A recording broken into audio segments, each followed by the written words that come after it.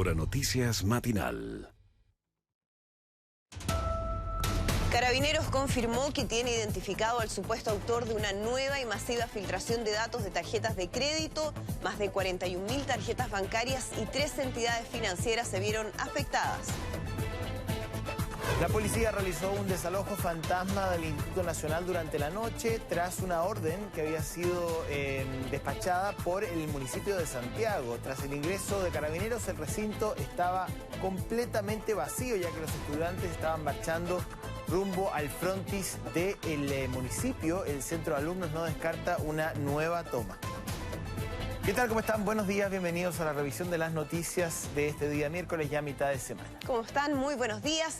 Vamos de inmediato a revisar información policial porque 3 personas murieron y varias quedaron con heridas de diversa consideración tras el accidente de un bus interurbano, esto en la localidad de San Clemente. Bueno, revisamos ese tema, la filtración de datos, también tarjetas bancarias que afecta a varias instituciones y que ha sido descubierto por un equipo de investigación de Carabineros. Bueno, Jessica Cambrora a esta hora nos tiene todo el detalle de la agenda policial, especialmente el tema de las tarjetas bancarias que preocupa tanto, ¿no?, a tantos clientes del mercado de la banca. Claro, un tema además que se repite lamentablemente. En breve vamos a ir con esa información. Primero los quiero invitar a revisar este accidente que dejó lamentablemente 3 personas fallecidas en la región del Maule, puntualmente en el sector de El Bramador. Un bus que transportaba cerca de 20 trabajadores volcó en ese sector, ahí en la ruta que une San Clemente con el lago Colbún. 3 personas fallecidas, otras 10 que quedaron atrapadas bajo la máquina y que fueron asistidas por los equipos de emergencia que llegaron hasta el lugar, pero también por los pasajeros que lograron salir por sus propios medios de la máquina siniestrada. Está la CIAT de Carabineros trabajando para determinar el origen, la cronología exacta y las causas de este accidente fatal. Pudimos en la zona conversar con estos sobrevivientes, también con bomberos que llegó a trabajar en la emergencia y Carabineros. Veamos. Es que solamente como atinamos a reaccionar cuando ya estábamos abajo del bus. Antes como que estaba un poco borrado. El shock del accidente. Bueno, obviamente los que no estábamos lesionados prestamos ayuda a los que obviamente no podían salir por sus propios medios.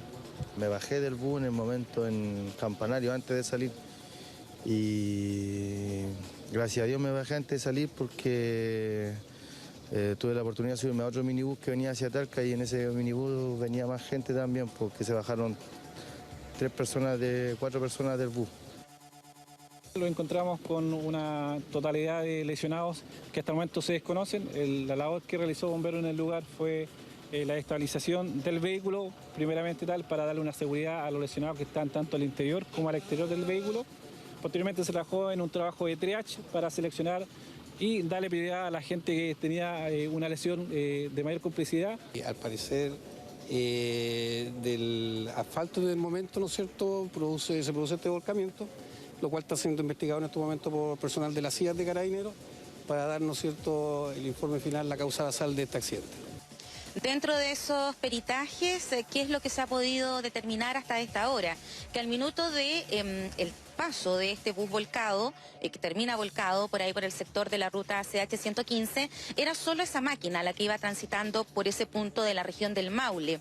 Entonces se descarta un segundo vehículo involucrado que podría haber afectado en las maniobras que realizó el conductor para terminar de esta manera volcado y dejando 3 personas fallecidas. Las razones podrían ser netamente climáticas, es parte de lo que se tiene que determinar por las diligencias que ya ha encargado el Ministerio Público. También conversamos con otras autoridades de la zona. Lo primero es determinar la causa del accidente. Ya se pueden descartar algunas posibilidades. Para empezar, es un solo el vehículo involucrado. No hay 2 o 3 vehículos. El accidente no se debe a la intervención de otro vehículo que hubiese efectuado alguna maniobra. Está solo involucrado el bus que finalmente volcó. Donde se están haciendo las pericias para ver cuál fue el origen del accidente, las condiciones climatológicas y la carretera no ayuda mucho a andar a alta velocidad, pero eso lo tiene que determinar la CIA con las pericias y con la investigación determinada. Vamos a quedar pendientes del informe que emane, del trabajo que realiza y va a seguir realizando durante esta jornada la CIA de Carabineros y también pendientes del estado de salud de los lesionados que fueron trasladados a los servicios de urgencia de ahí de la región del Maule. Vamos ahora con otra información que adelantaban ustedes en titulares. Nuevamente se dio a conocer durante la tarde de ayer una masiva filtración de información bancaria que afectó a poco más de 41.000 clientes de 13 entidades, tanto bancarias como otras que son comerciales. Bueno, durante también la jornada de ayer, el OS9 de Carabineros comentó que ya tienen una persona identificada y que están próximos a detener. Esto a raíz de todo un trabajo de investigación que se ha llevado adelante desde las reiteradas filtraciones de información que hemos conocido en el último tiempo. Se da con una identidad, se realiza un allanamiento en una comuna que no ha sido dada a conocer hasta ahora y allí en ese domicilio se encontró un dispositivo con gran parte de estos datos que fueron filtrados durante la jornada de ayer. Tenemos declaraciones que nos entregan más detalles. Veamos. Se logró establecer mediante un ingreso a un domicilio que había información almacenada en un dispositivo y esto radicaba en una persona que hoy día se encuentra identificada, cuyos antecedentes fueron puestos a disposición de la Fiscalía y por su intermedio al Tribunal de Garantía, hallándose esta persona con orden de detención pendiente por uso fraudulento de información relativa a entidades bancarias.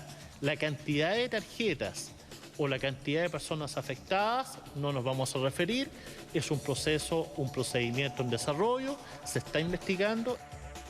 Claro, hasta ahora, o al menos hasta la jornada de ayer, en la última información que se entregó durante la noche, eran poco más de 41.000 clientes los afectados por esta filtración, que no solo dejaba al descubierto datos de tarjetas de crédito y débito, sino que también de otras, de casas comerciales. En ese sentido, hay algunas instituciones como el Banco de Chile, Santander, Banco Falabella y también CMR que ya advirtieron que realizaron un bloqueo de todas estas tarjetas ante esta nueva filtración. Vamos a quedar pendientes del trabajo y de la detención posible durante esta jornada de esta persona que está ya identificada.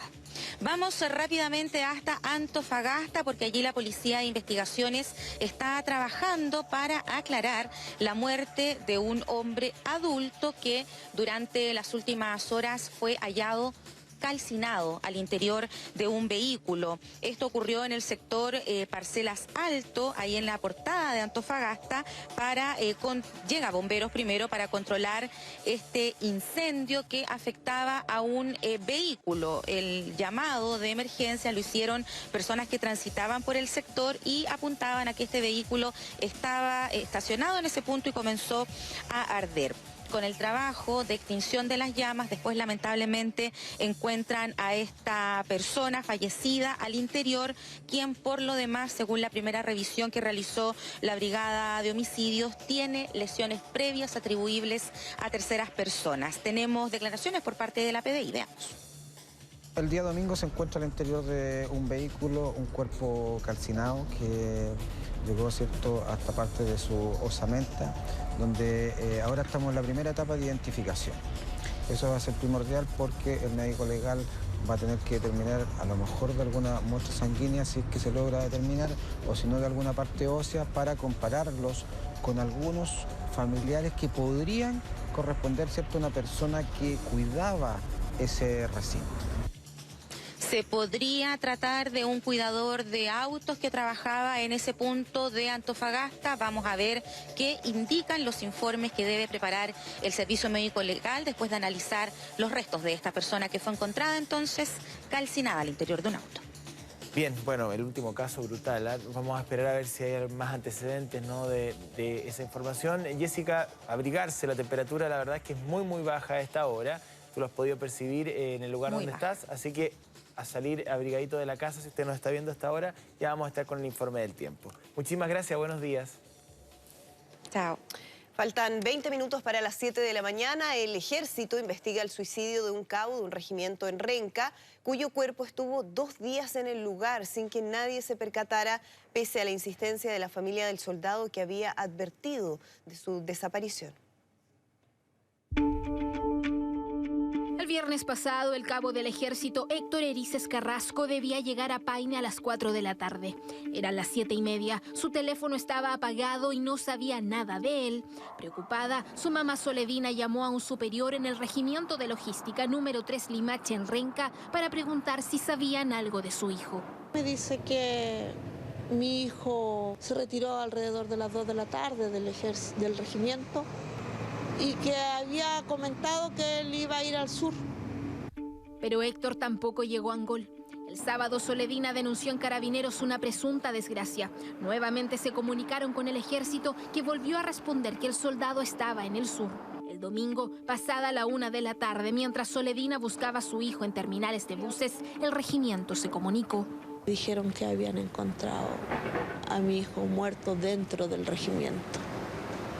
Héctor se habría suicidado el viernes en una bodega cercana a su oficina. La familia nos explica por qué no lo buscaron si no existía un registro de su salida. No podía haber evitado que mi hijo se muriera, pero podría haber evitado que él estuviera ahí 2 días, muerto, solo. Esa es mi rabia, que no lo buscaron. Se ordenó de inmediato el protocolo, que corresponde en activar el plan de enlace con la unidad y preguntarle a la gente que trabaja si lo han visto, si saben de su paradero. La Fiscalía Militar investiga por qué no se encontró antes al soldado y también se abrió un sumario interno para esclarecer la muerte de Héctor, que estuvo 2 días fallecido en su lugar de trabajo. Bien, vamos rápidamente a revisar información que tiene que ver con un desalojo fantasma que ocurrió durante la noche en el Instituto Nacional, Recordemos que luego que los alumnos de establecimiento votaran mantener la toma del recinto por 2 semanas más, el alcalde de Santiago, que es sostenedor del colegio, Felipe Alessandri, ordenó el desalojo del establecimiento. Claro, la situación fue llevada a cabo por Carabineros, aunque con una particularidad, que no había nadie en el recinto, esto porque los estudiantes se encontraban marchando junto a los apoderados por las calles del centro de Santiago, rumbo al frontis de la municipalidad. Los estudiantes no descartan una nueva toma. Vamos a escuchar declaraciones al respecto. Cuando nosotros ingresamos no había alumnos en el interior. Está absolutamente vacío y en estos momentos están tratando de establecer si hay nuevos daños o no. Eso lo vamos a obtener en un buen rato más, una vez que el rector realice el recorrido completo del establecimiento.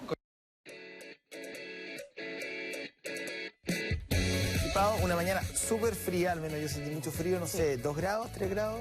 Don Jaime Leighton, buenos días. Sí. ¿Cómo está, don Jaime? Andrea, gusto saludarlos en sus casas. Claro, una mañana fría, de baja temperatura, porque se disipó la nubosidad en su gran mayoría durante el transcurso del periodo nocturno que aún no termina. Estamos en la parte final de la madrugada y ya comenzando la mañana. En esta parte de la noche, ¿cierto?, se perdió gran cantidad de nubosidad. Estamos en un periodo de invierno que se pierde gran cantidad de radiación. Ayer las temperaturas máximas fueron bajitas, una jornada de baja temperatura con entre 14 y 15 grados en Santiago. Y eso hace que eso repercuta en este frío matinal. Esta mañana muy fría según esta categoría, que es entre 0,1 y 4 grados aquí en Santiago. ¿Qué va a pasar el resto de la jornada? Va a ir incrementándose la nubosidad. Claro, a esta hora estamos justamente con nubosidad parcial aquí en la capital. Y tal como decíamos, 2 grados con un 97% de humedad relativa al ambiente. Hay una amplia conexión entre el aire de la costa y el aire de la región metropolitana. Por eso el porcentaje de humedad es real, no es solamente relativo por la baja de la temperatura, sino que hay bastante humedad en Santiago. A las 10 de la mañana solamente 7 grados con nubosidad parcial. A las 3 de la tarde prácticamente en la hora de la temperatura máxima con cielos nublados que se mantienen hasta las 10 de la noche, en que la temperatura va a descender hasta los 8 grados. Y no va a descender mucho más porque en los próximos 3 días vamos a tener cielos predominantemente nublados el día jueves y el día viernes. Pero el día, hoy día, claro, con 16 grados de temperatura máxima, el día jueves con precipitaciones en Santiago de características débiles, 6 y 12 grados las extremas, un día de muy baja temperatura durante todo el transcurso de la mañana. ¿Y esas precipitaciones, don Jaime, se mantienen desde la madrugada hasta horas de la mañana nada más? Como ha sido la tónica, Andrea, 3 o 4 días antes estos anuncian mucha lluvia. Un día antes esta situación cambia. Ayer decíamos que íbamos a estar en el rango de débil a regular.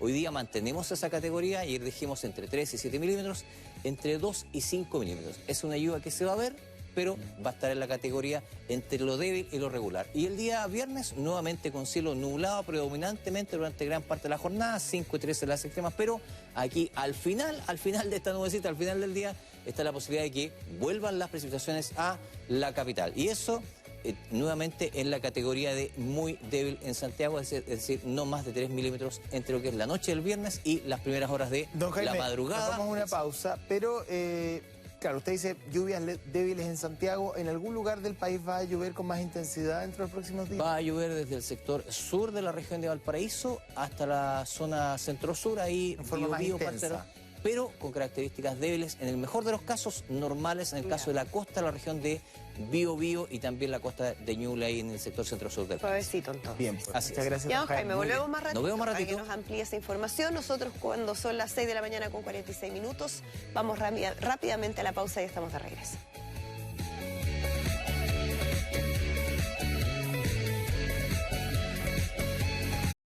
Bien, ya estamos de vuelta a las noticias, una mañana súper fría y también una mañana con algunos incidentes que nos gustaría comentarle para que usted pueda programar bien su viaje durante esta jornada en la capital. Restricción vehicular, dígitos 8 y 9, tome en consideración aquello para no exponerse a una sanción. El Metro de Santiago informa que la red está completamente disponible, pero hay que tener precaución. Un bus detenido en Costanera Norte al oriente, sector Jerónimo Alderete, más o menos con Kennedy. Atención también, semáforo apagado en Augusto Leguía con Isidora Godañechea, esto también en la comuna de Las Condes. Y precaución porque hay un vehículo detenido en la autopista central, ahí con Vespucio, a la altura de la comuna de Lo Espejo. Alameda con Matucana a esta hora todavía no amanece en Santiago. Información que usted puede compartir y revisar también a través de Twitter con el hashtag ANTránsito.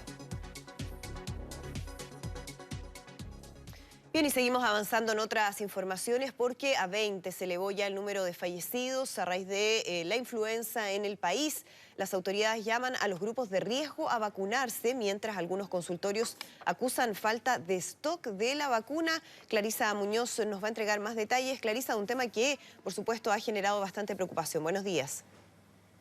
Sí, hola Andrea, muy buenos días. La verdad es que no solamente algunos consultorios están acusando falta de stock, por ejemplo, a través de las redes sociales se pueden ver ya centenares de reclamos, sobre todo gente en regiones que asegura que la vacuna no está disponible ni en consultorios ni en farmacias, donde todavía hay stock, pero solo para la gente que esté dispuesta a pagarla, al parecer, es en las clínicas privadas, como por ejemplo en la Clínica Las Condes. Nos encontramos en este momento con el doctor Rodrigo Bleimi, infectólogo precisamente de la Clínica Las Condes, con quien estábamos conversando de ese tema. Doctor, bueno, en la clínica, por ejemplo, tienen, pero solo para la gente que pueda ir a pagarlas, ¿verdad? ¿Las ministeriales están agotadas en este momento?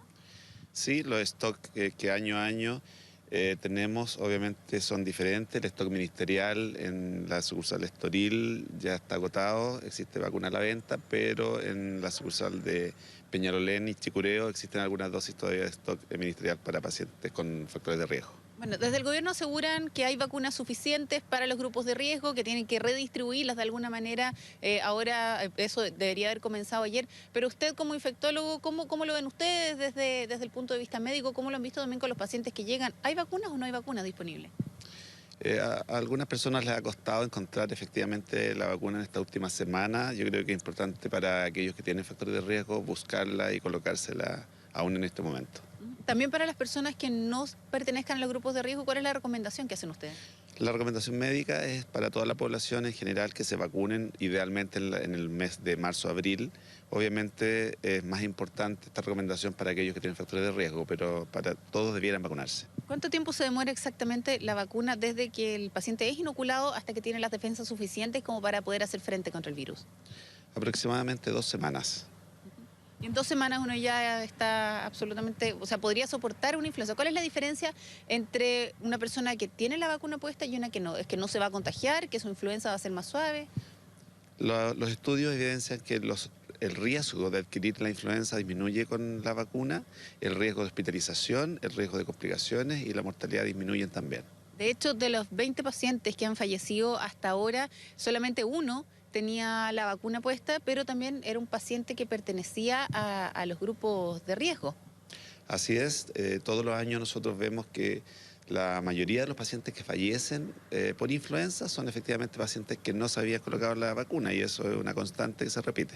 Doctor, José Antonio no me le va a hacer una pregunta desde el estudio. Doctor, buenos días. Bueno, la cifra de 20 personas fallecidas es normal. La verdad es que hay mucha alarma en la población producto de las muertes a raíz de la influenza. ¿Esto es esperable? ¿Es un escenario que ya se había repetido en otras oportunidades? ¿Estadísticamente es comparable con otros episodios parecidos en años anteriores? ¿O en realidad estamos enfrentando un escenario diferente que llama a que la población esté un poquito más alerta que en otras oportunidades? Yo diría que es esperable, que es normal para las temporadas de influenza. Sin embargo, cabe señalar que es difícil hacer las estimaciones reales de mortalidad por influenza. Yo creo que la asociación de la muerte con la influenza hoy en día en distintas partes es más fácil porque se disponen de métodos diagnósticos rápidos en distintos hospitales. Antiguamente, en los años anteriores, en donde no estaban masivamente disponibles los métodos diagnósticos para influenza, siempre han ocurrido estas muertes, pero era difícil atribuirlas al virus. De hecho, no todas las muertes por influenza ocurren en el momento que está la influenza presente en los pacientes. Muchos pacientes fallecen 2 o 3 semanas después a consecuencia de las complicaciones de la influenza, ya sea de enfermedades crónicas que se descompensan o por neumonias bacterianas sobreagregadas. Doctor, bueno, hemos visto, ¿no?, la demanda y el aumento de la demanda de vacunas en distintos consultorios, también en clínicas. Pensando en la optimización de los recursos, ¿no?, ¿usted aconsejaría a todos vacunarse en estos momentos o más bien solo a los grupos de riesgo y quienes no tienen problemas de salud o no se encuentran de esos grupos esperen un tiempo? ¿De qué manera usted cree que podríamos enfrentar mejor esta situación? Frente a escasez de vacuna, obviamente que la prioridad es vacunar a los pacientes con factores de riesgo, sin duda. Si hubiera vacuna para todos, obviamente el llamado es para toda la población. Pero la idea, me imagino, para las personas que tal vez tienen el poder adquisitivo de poder comprar la vacuna, ¿se les sugiere que ellos puedan inocularse de todas formas? Si está disponible, por supuesto. Doctor, nosotros también conversábamos un poco antes de salir al aire sobre esta cifra negra, que no se sabe realmente cuántas personas pueden efectivamente estar en este momento con influenza. Por ejemplo, nosotros que hemos estado monitoreando la situación en el Hospital San José, que está absolutamente colapsado, dicen que no hay ningún caso de influenza reportado. ¿Eso es posible, que no haya ningún caso de influenza en el San José? Como le mencionaba, el diagnóstico de enfermedades virales depende mucho de los métodos disponibles y claro, cuando los hospitales tienen métodos de diagnóstico rápidos y eficaces, se empiezan a diagnosticar los casos. No puedo saber si existen en este minuto en ese centro algún caso de influenza, pero en la medida que hay pacientes con patología respiratoria y se les busca la influenza habitualmente, en esta época se encuentra. Muchas gracias. Entonces, Rodrigo Bleimi, infectólogo de la Clínica Las Condes, que nos da algunas recomendaciones sobre si vacunarse o no, cuando es prudente, pero el llamado claramente es, si es que usted tiene la posibilidad de hacerlo, por ejemplo, de comprar esta vacuna, la recomendación siempre va a ser hacerlo y de todas maneras buscar, ya que está siendo un poco más complicado que en semanas anteriores ya poder encontrar la vacuna ministerial. Exacto, sobre todo en algunos municipios, ¿no?, que tienen presupuesto un poco más vulnerable. Los alcaldes, los escuchaba en la mañana, en varias estaciones de radio pidiendo ayuda al gobierno para poder contar con más dosis, ¿no?, dentro de los próximos días. Muchísimas gracias, buenos días. Gracias, Clarisa. Buenos días.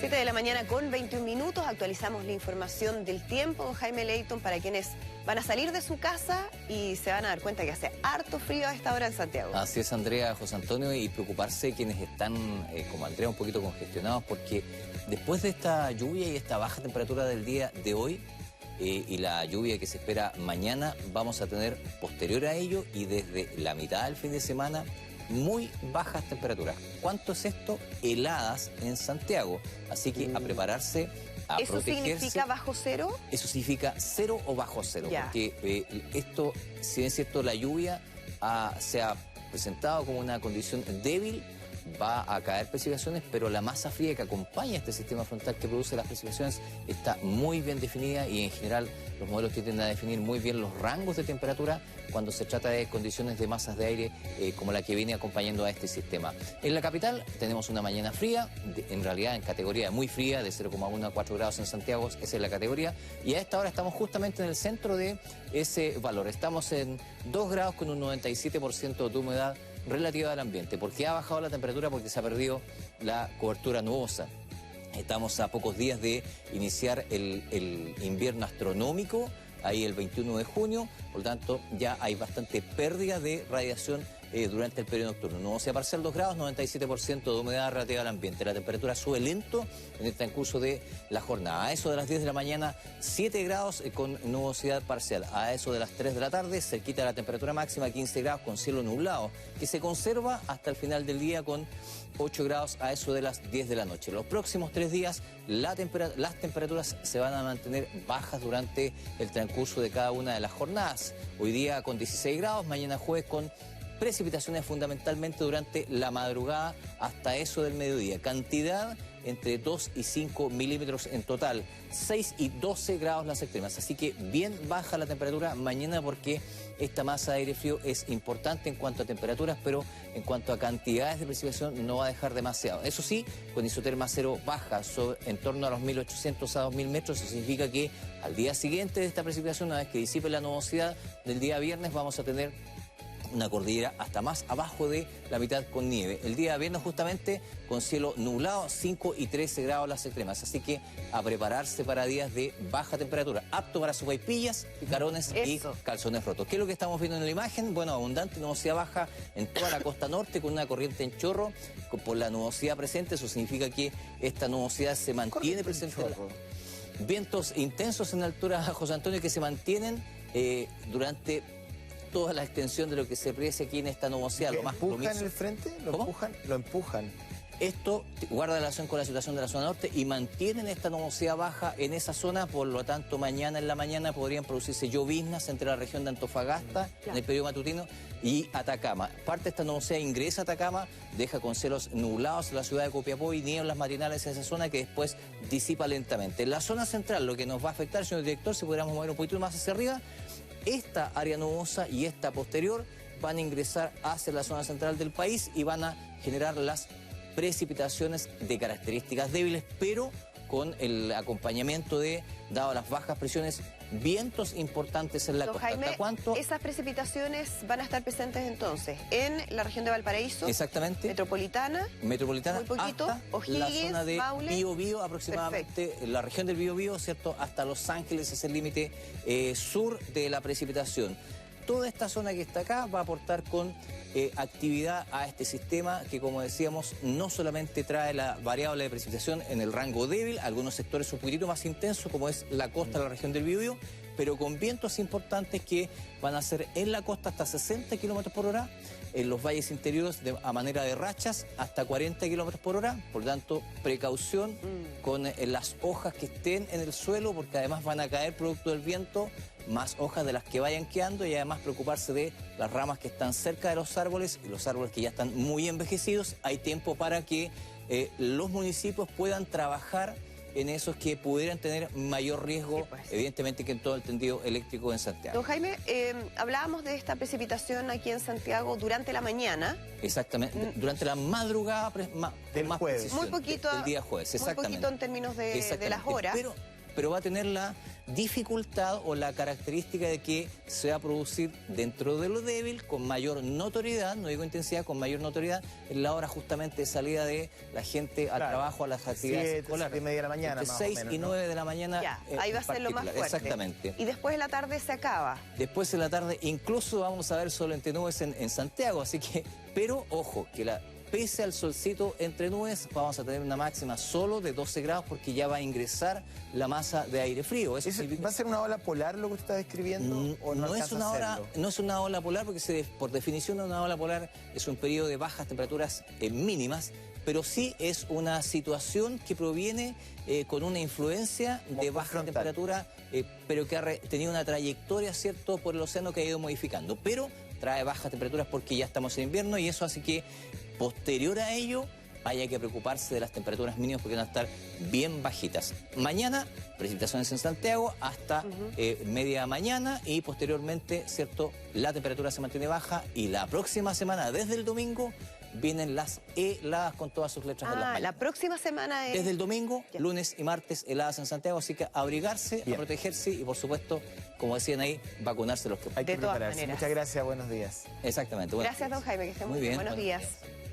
7 de la mañana con 27 minutos, seguimos con otras informaciones, una que ha generado por supuesto muchísima preocupación porque durante la tarde de este martes se confirmó que Javiera Suárez se encuentra internada en la clínica alemana. Claro, aún se desconoce el estado real de la periodista, tiene 36 años, se espera que en las próximas horas se entregue un parte clínico, ¿no?, con su condición. Suárez fue diagnosticada de cáncer, un melanoma, hace ya varios años, el 2016, mismo diagnóstico que ha tenido durante todo el tiempo que ha transcurrido una lucha por sobrevivir, básicamente. Se han detectado algunas ramificaciones a otros órganos, ha enfrentado un escenario muy complejo, pero una mujer llena de valentía, su marido también médico, la ha acompañado en todo este proceso, su hijo. La verdad es que ella, como viene del mundo de las comunicaciones, nosotros la conocemos, muchos de nosotros tenemos un vínculo con ella, así que le enviamos un enorme abrazo a ella y a su familia y mucha energía positiva en este difícil momento.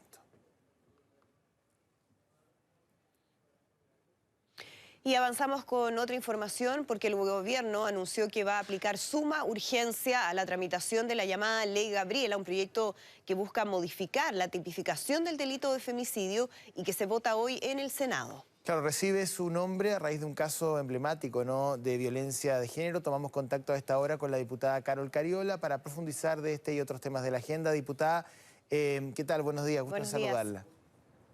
Hola, buenos días, José Antonio, Andrea, gusto de saludarlo. Bueno, primero explicar cortito, ¿no?, para quienes no han seguido quizás el tema en qué consiste la Ley Gabriela y qué necesidad satisface en el marco legal de este tipo de delitos. Sí. Mira, lo voy a explicar con un ejemplo para poder facilitar la explicación. No sé si recuerdan el año pasado, precisamente en junio del año pasado, el 11 de junio, ayer de hecho se cumplió un año de esta situación, se produjo un doble femicidio en Maipú, una situación súper terrible, lamentable, que fue el asesinato de Gabriela, una niña de 17 años junto a su madre, por su ex pololo. Gabriela tenía 17 años, el ex pololo 18, y las asesinó a las dos de una manera brutal, ¿cierto?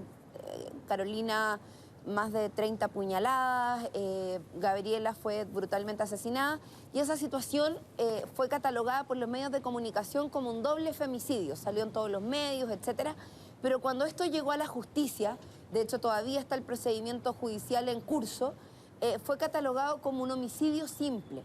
¿Qué significa eso? Que las penas, por tanto, son más bajas.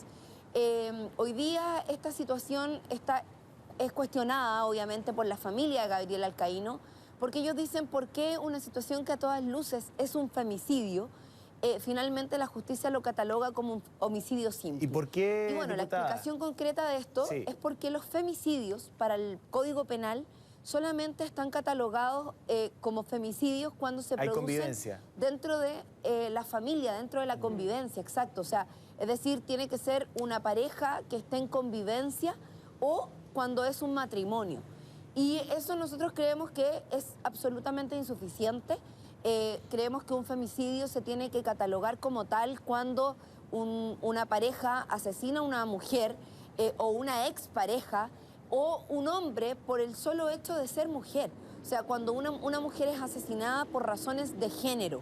Y eso es precisamente lo que hoy día la Ley Gabriela, en el fondo de la cual soy autora junto a la diputada Camila Vallejo y otras parlamentarias y parlamentarios, a raíz de este caso y otros más que se han suscitado en nuestro país, hemos dicho, estamos quedando fuera de las recomendaciones de la Convención Belén do Pará, de lo que recomienda CEDAW y otras convenciones internacionales para poder catalogar el femicidio como todo crimen de odio que se genera contra una mujer por el hecho de ser mujer. Y hoy día las estadísticas lo acreditan, o sea, en Chile se mata a mujeres por ser mujer, Sí, ¿no? entiendo. Y nadie podría estar en desacuerdo con usted. La verdad es que no es de sentido legal, sino que es de sentido común lo que usted está diciendo. Ahora, me gustaría preguntarle, ¿era necesario un nuevo proyecto de ley? ¿No hubiese sido un poco más rápido quizás? Le pregunto, desde el trámite legislativo, impulsar una modificación a la ley que existe actualmente, quitando la condición de convivencia y ya está, ¿o no?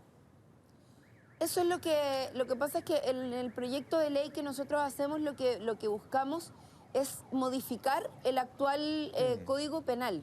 Es necesario hacerlo porque no es que nosotros hagamos una nueva ley en torno a un nuevo Código Penal. En el Código Penal hacemos la modificación, José Antonio. O sea, en definitiva, ya no solamente el femicidio se cataloga como una extensión del parricidio, sino que lo que hacemos es establecer un nuevo tipo penal, estableciendo el homicidio, en el fondo, en este caso, como un tipo penal que se establece como un homicidio contra una mujer por el hecho de ser mujer. No sé si me entiendes. En definitiva, lo sacamos de la extensión del parricidio, muy que claro. Era a lo que estaba acotado actualmente dentro del Código Penal, pero es una modificación dentro del Código Penal. No es una nueva ley que se establezca, sino que hay que hacer una modificación a la ley y por eso es que estamos haciendo esa modificación y necesitamos que es una modificación pequeña que no pasa más allá de un artículo y por eso es que le hemos insistido tanto al Ejecutivo de poner urgencia. Esto requiere solo de voluntad política y esta voluntad política hasta ahora el Ejecutivo no la había demostrado con la misma fuerza que lo hizo ayer y por eso estamos agradecidos y agradecida. La familia estaba ayer muy emocionada, más todavía porque se cumplía un año del asesinato de Gabriel Alcaíno y de Carolina Donoso. Y bueno, fue una muy buena noticia la que nos dieron la ministra Pla y el ministro Blume. Sí, el gobierno y en particular la ministra Pla ha dicho que están comprometidos con la voluntad de modernización de la legislación en materia de violencia de género. ¿Usted qué más considera que hay que hacer, ¿no?, en términos de las modificaciones desde el punto de vista legal para poder frenar el problema de violencia de género que existe en nuestro país? Tenemos ya un primer esfuerzo que tiene que ver con esta llamada Ley Gabriela, pero ¿qué más falta en términos prácticos? Sí. Bueno, muchas cosas. Yo creo que esto es un paso nomás y que tiene que ver con lo posterior, Andrea, porque claro, no basta solamente con no dejar en impunidad a aquellas personas que deciden asesinar a una mujer. O sea, eso es lo posterior y por lo tanto es lo más grave. O sea, es cuando ya los hechos ocurrieron. Nosotros creemos que ojalá ninguna mujer sea asesinada en nuestro país. Eso es lo primero. Pero previamente hay que tomar medidas y efectivamente esas medidas tienen que ser de prevención.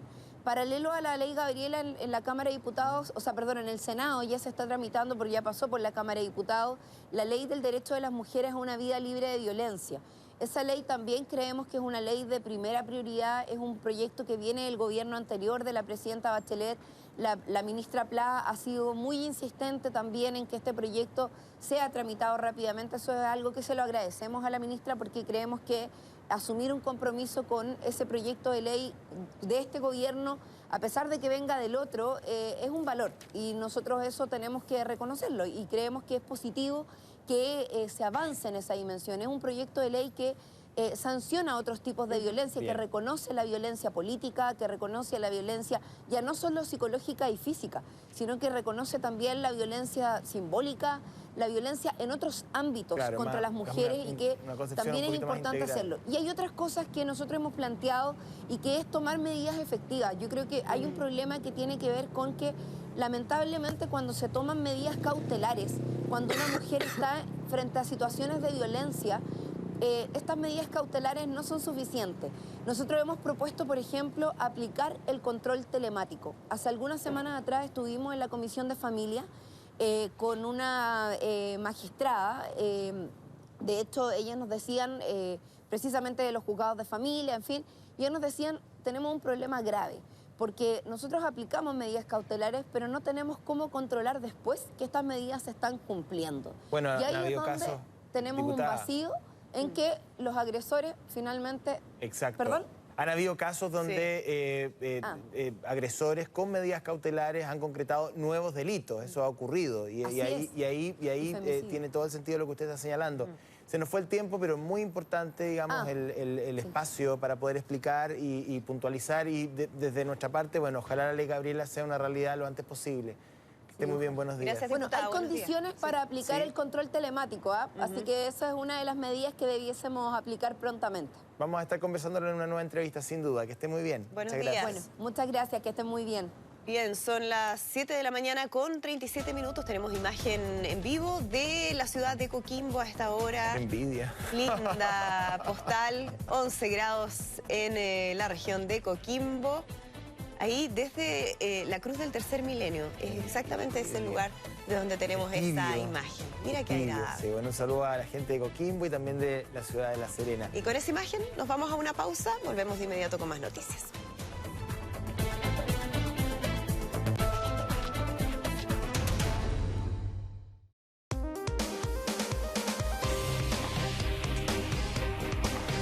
Bien, 7 de la mañana con 45 minutos, hora de revisar información internacional. Ya estamos con Marianne Schmidt, con el detalle del escenario político argentino que se está poniendo muy entretenido.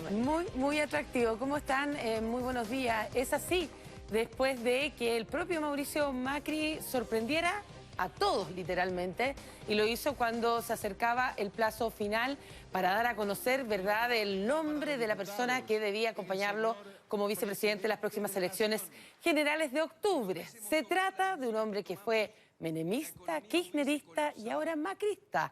Hablamos del senador Miguel Ángel Pichetto, un peronista. Con esto, el presidente formaliza la alianza que mantenía con el peronismo no kirchnerista, un sector que garantizó la gobernabilidad durante los últimos 3 años y medio en Argentina. Al hacer el anuncio, Macri afirmó que el pueblo decidirá en los próximos comicios si quieren vivir en una república o volver a un autoritarismo populista y que se necesitará construir acuerdos. Por su parte, Pichetto dijo que no dudó ni un minuto en aceptar la propuesta, pues comparte una visión capitalista a la hora de conducir el país. También aseguró que este es un desafío para convocar al pueblo a un camino de crecimiento, expectativas y unidad nacional. Tras aceptar ser el compañero de fórmula de la coalición oficialista Cambiemos, anunció que dejará la presidencia del bloque justicialista en el Senado, el cual lideró 17 años y es considerado un político muy potente. Sí, bueno, él dice que aceptó el tiro. El presidente Macri necesitaba de alguna u otra manera generar un crecimiento hacia el centro, centro-izquierda de alguna forma para poder contrarrestar la fórmula Fernández-Fernández. Así es. Y bueno, ha habido una suerte como de buena evaluación al interior de Cambiemos respecto a esta decisión. Sí. Se atrae a un grupo bien interesante de peronistas no kirchneristas. Bueno, que de hecho eso es lo que viene ahora, ¿no? Que el propio Pichetto está tratando ahí de conquistar también a otros militantes del justicialismo que se sumen a esta fórmula. De hecho, la idea es cambiar el nombre de Cambiemos para integrar justamente a una alianza que sea más amplia y que le permita ganar la elección de octubre, cuando sabemos, Marianne, de acuerdo a las encuestas, que el panorama está bien complicado para el presidente Mauricio Macri. Muy complicado, porque si las elecciones fueron hoy día, la verdad, la que se vería favorecido es la dupla que dicen ustedes, Fernández-Fernández, donde la expresidenta Cristina Fernández también juega a vicepresidenta, ¿verdad? Como lo está haciendo en esta oportunidad Pichetto. Vamos ahora con otra información. En medio de esta ola de cuestionamientos, Moro se ha ofrecido comparecer ante el Senado para esclarecer los contenidos de las conversaciones privadas que fueron hackeadas y que ponen en entredicho su imparcialidad en la condena que puso en prisión al expresidente Da Silva. El ministro de Justicia se puso a disposición de los parlamentarios por medio de un oficio tras las revelaciones de este medio de Intercept. Por lo tanto, será escuchado la próxima semana por la Comisión de Constitución y Justicia del Senado. En esos contactos, el entonces juez Moro sugirió a fiscales que investigan la mega red de corrupción Lavallato cambiar el orden de las fases de la operación, lo que está prohibido por ley, eso y mucho más.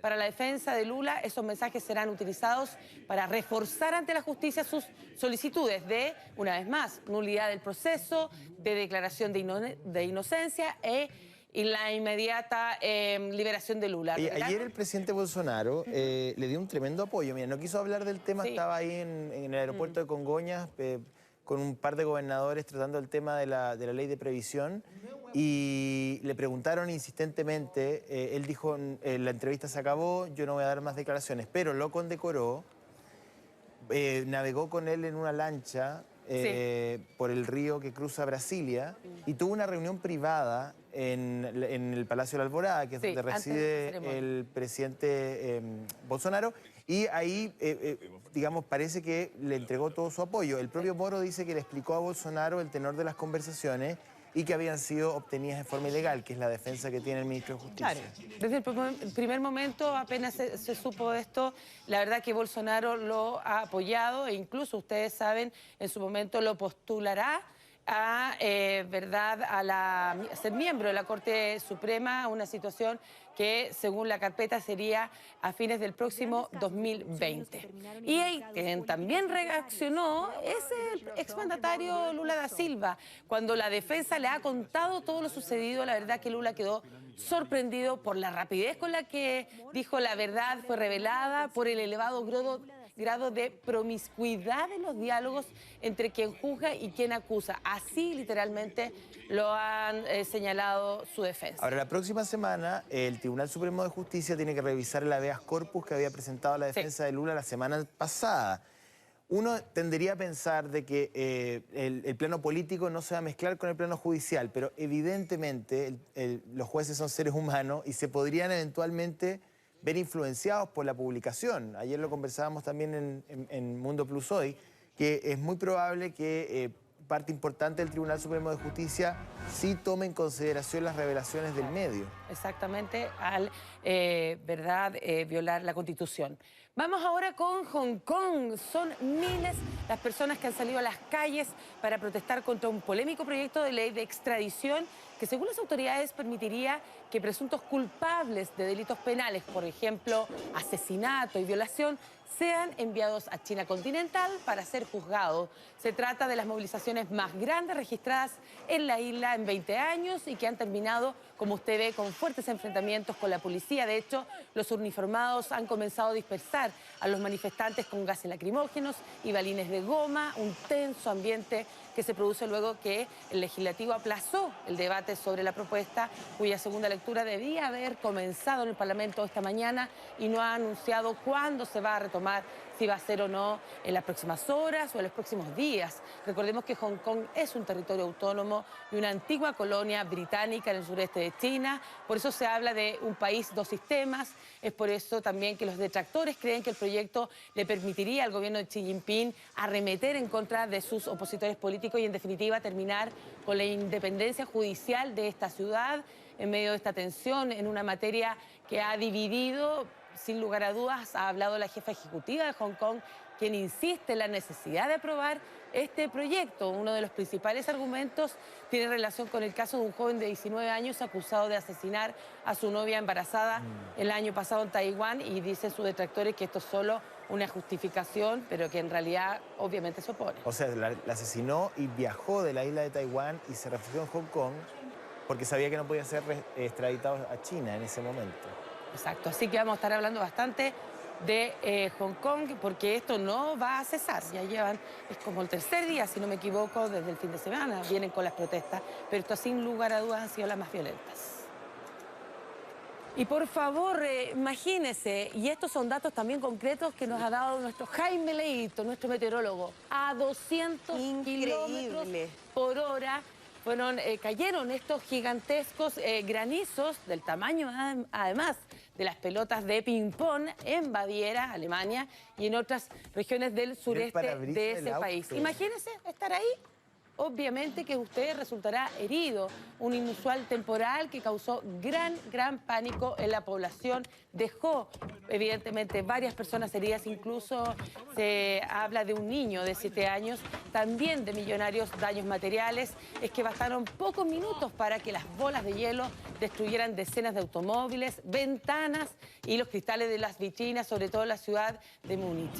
Miles de personas a buscar de inmediato sus refugios. ¿Dónde? En casas, colegios y oficinas, ante el temor de recibir el violento impacto de estos grandes granizos en sus cabezas. Varios testigos grabaron esto, dijeron que caían como bombas. Incluso lo describieron como un momento apocalíptico y aterrador. Claro. Pues bien, las autoridades de la capital de Baviera informaron que se reportaron más de 550 emergencias derivadas de este violento fenómeno. Hemos visto, Mariana, en otras oportunidades cómo mueren animales, ¿no? El daño tremendo que puede llegar a generar. Veíamos ahí en un vehículo, porque da cuenta de la fuerza de estos granizos, que como tú decías eran más o menos del tamaño de una pelota de ping-pong. Hay que imaginarse la velocidad en el que caen, ¿no? El nivel de destrucción que puede generar. Y además porque son fenómenos que ocurren de un momento a otro, es decir, es poco factible que alguien pueda prepararse. Exacto. Entonces, normalmente pilla a la gente en cualquier lado, en exteriores, y frente a eso, bueno, a veces es difícil encontrar un refugio seguro. Dijeron que ni siquiera había llovido antes. ¿Quiénes estuvieron ahí como testigos viendo esto? Lo que nos decía Jaime Leighton, para que ustedes se hagan una idea, la caída de un paracaidista o de la lluvia, estamos hablando entre 20 y 24 kilómetros por hora. Los granizos, sean de la dimensión que sean, caen a 200 kilómetros por hora. Por eso es alta la peligrosidad, sobre todo si la dimensión también, ¿verdad? O el diámetro que tengan estas bolas de hielo. Fallo inédito en Argentina. Atención, dueñas de casa. Un hombre deberá pagar una indemnización de $180.000, equivalentes a 125 millones de pesos chilenos, a su ex esposa por realizar las labores domésticas.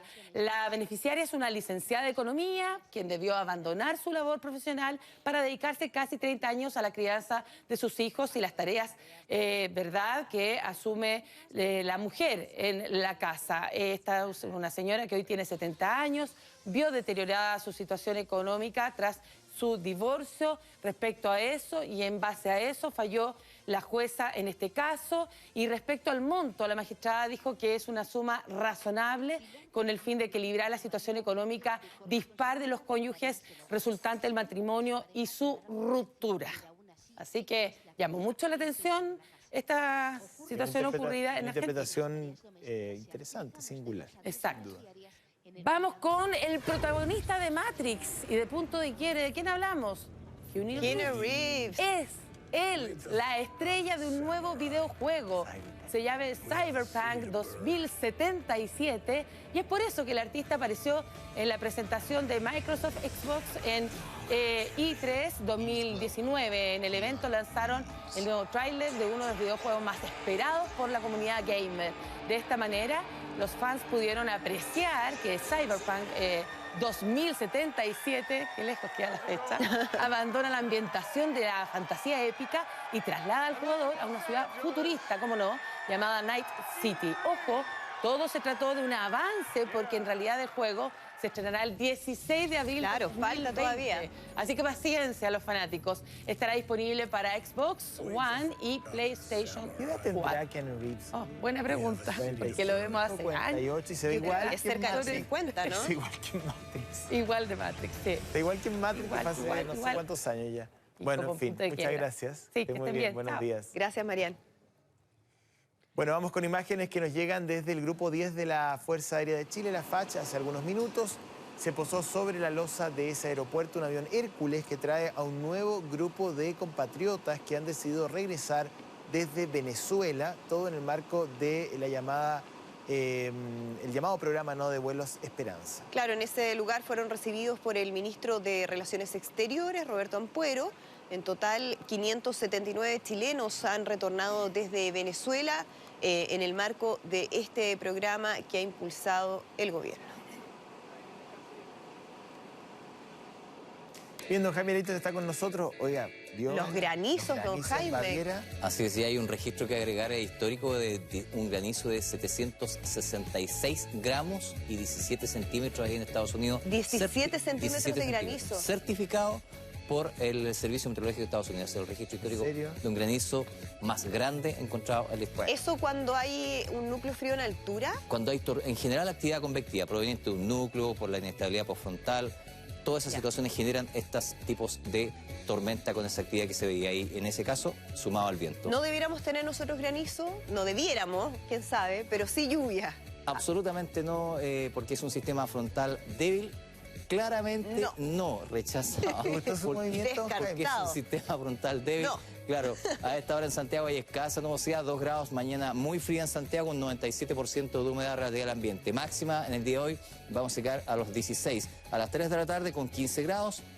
Cielos nublados. A las 10 de la mañana, nubosidad parcial 7 grados, la temperatura va a subir lentito en esta jornada. Así que a las 10 de la noche nuevamente regresamos prácticamente a los 8 grados con cielo nublado. Mañana continuamos con cielo nublado y precipitaciones durante la madrugada en la capital y vamos a tener una jornada de baja temperatura. Hoy día también va a estar baja, pero mañana bastante más baja. Así que sopitas, té, algunas sopaipillas, algunas picarones, porque vamos a tener cierto compañía por don Jaime. Y además la compañía, por supuesto, siempre ayuda. José Antonio ayuda mucho. Y por supuesto, si usted va a salir a tomar locomoción pública, transporte público, use guantes, ya sean el estilo que me regaló José Antonio o los propios. Ya pues, don Jaime, muchas gracias. Muy bien, que tengan buena. Yo duermo con mi perro así.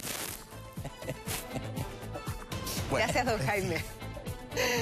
Sí. Despedimos esta edición de Ahora Noticias Matinal. Como siempre, muchísimas gracias por habernos acompañado. Ahora no dije que porque era mi perro. Es grande. Ya, es súper grande. Vamos a una...